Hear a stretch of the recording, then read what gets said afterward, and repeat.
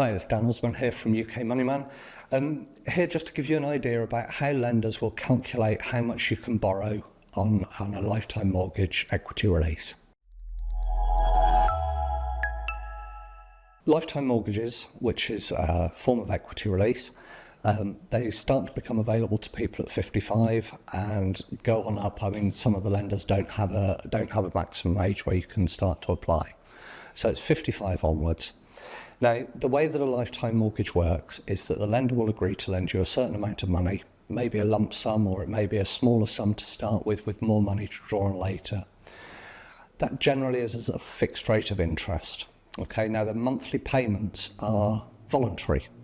So if you don't make the payments, then those payments will add on to the loan each month, and gradually the loan will increase in size.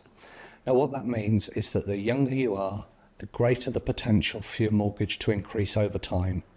So the way the lenders calculate this is they'll look at someone at 55 and say, well, okay, there's a long time for your payments to increase onto the loan.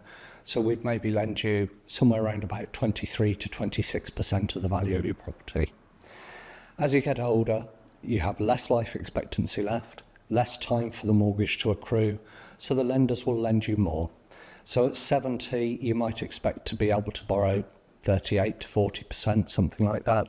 And then at 85, it'll sort of top out at around the 51%. Now, there are circumstances where lenders would lend more.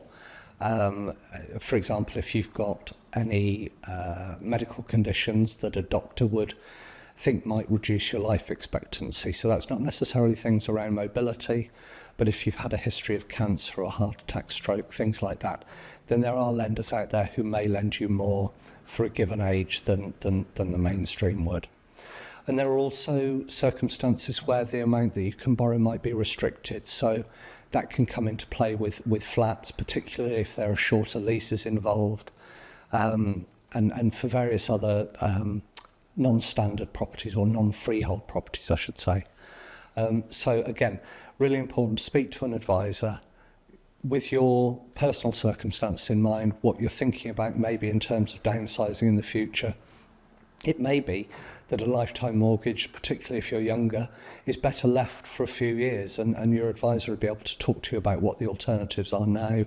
It could be a conventional interest-only mortgage or a retirement interest-only mortgage. Maybe a repayment mortgage over the short term to look at trying to bring the balance down so that you could potentially release more later on if that fits in with your plans. But speak to an advisor, go through all your circumstances, give them as full a picture as you can, and then they'll try and give you the best advice possible.